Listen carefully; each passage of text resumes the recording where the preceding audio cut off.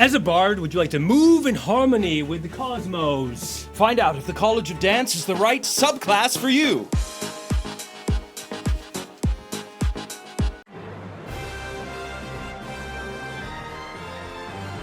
What's going on, YouTube? I'm the Mind Flayer Slayer. And I'm Dr. DM. We're bringing you the first of 4 Bard subclasses.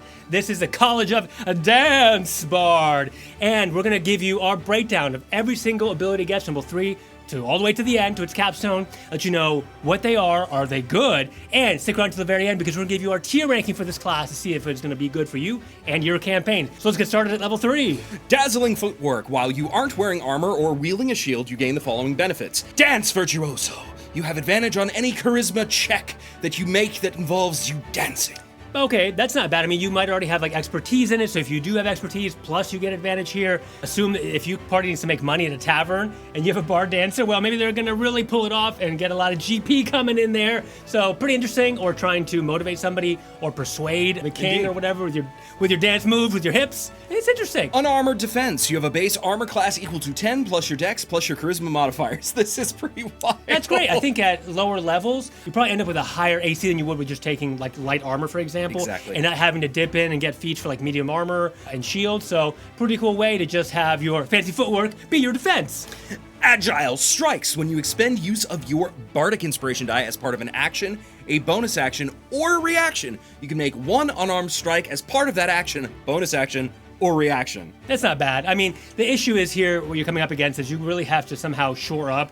There's unarmed strikes as a bard, and you can a little bit with your inspiration die, and we'll see with bardic damage as well, but I don't think this is going to ever do like a ton of damage. Not a ton. No. And you're never going to get extra attack spoilers for this class, so it's okay. It's just enough more punches and kicks, and I mean, thematic, if anything. Indeed.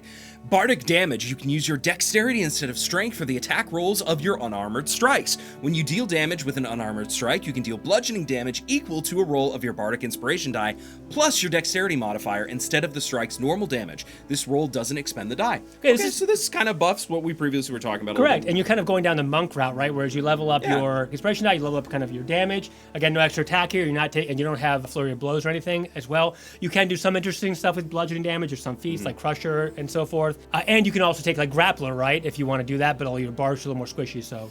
Yeah, Tavern Brawler, like, let's be honest, if you're a bard, you've probably made a lot of people very angry. So you're gonna need to be able to be like sly on your feet and get some of those punches in here and there. At level 6, we have Inspiring Movement. When an enemy you can see ends its turn within 5 feet of you, you can take a reaction and expend one of your Bardic Inspiration to move up to half your speed. Then one ally of your choice within 30 feet of you can also move up to half their speed using their reaction. None of these movements provoke opportunity attacks.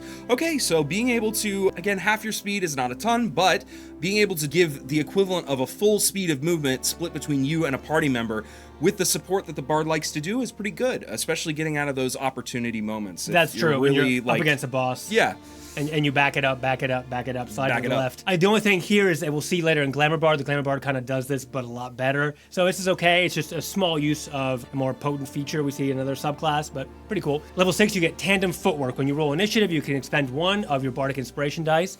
If you don't have the incapacitated condition, when you do so, roll your Bardic Inspiration die. You and each ally within 30 feet, probably your whole party, who can see or hear you gains a bonus to initiative equal to the number rolled. That's pretty cool.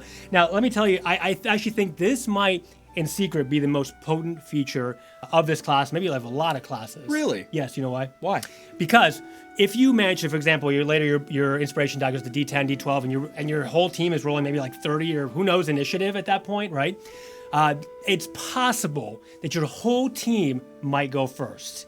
What this means is, to take less damage, you want to take down the enemy, make sure there's less of them, and then overall you're going to start winning because you're going to get action economy. Whoever goes first has a big advantage, and you see that in role-playing games, video games, all around the universe. This is true. So I think this is low-key, extremely busted. I wouldn't say this makes the whole class super OP, but this in particular, you'd be surprised how much making probably your whole team go first, especially if you all focus on taking like alert and things like that.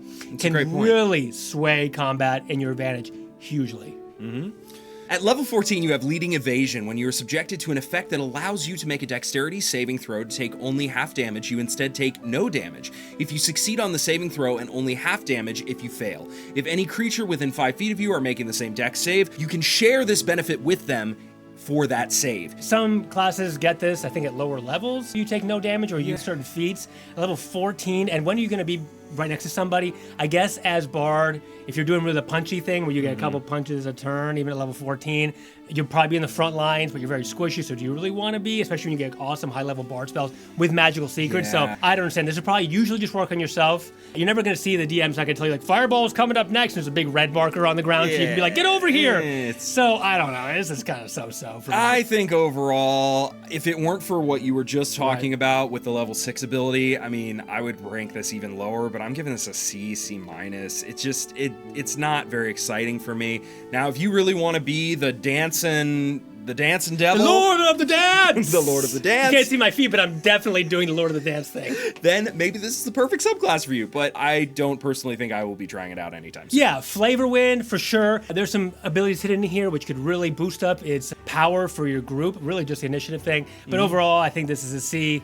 Maybe even lowered if you're going for like a damage build, probably like a D. So, yeah. All right, this has been a review of College of Dance for Bard. Very cool flavor. I'm glad there's something new coming in the Player's Handbook. But yeah, it's been a review of it. So get ready because we have more subclasses to go for Bard coming up next. So watch out for that. If you want to support the channel, please smite that like button, leave a comment down below, ring that notification bell, and subscribe. You can also go over to fanrolldice.com. We are part of their affiliate program. If you buy some dice from them and you type in code GG10 at checkout, you're going to get 10% off your order, as well as us getting a bit of a kickback so we can continue bringing you this awesome leveled up content. And you can now join us here on YouTube. Press the little join button on our homepage, become a Green Squire, Green Knight, Green Lord, and really support us directly. We would super appreciate that. You get a little tag by your name. It's a whole lot of fun. So definitely do that if you can. We appreciate it. Thank you so much for watching. Okay, let's do a dance-off.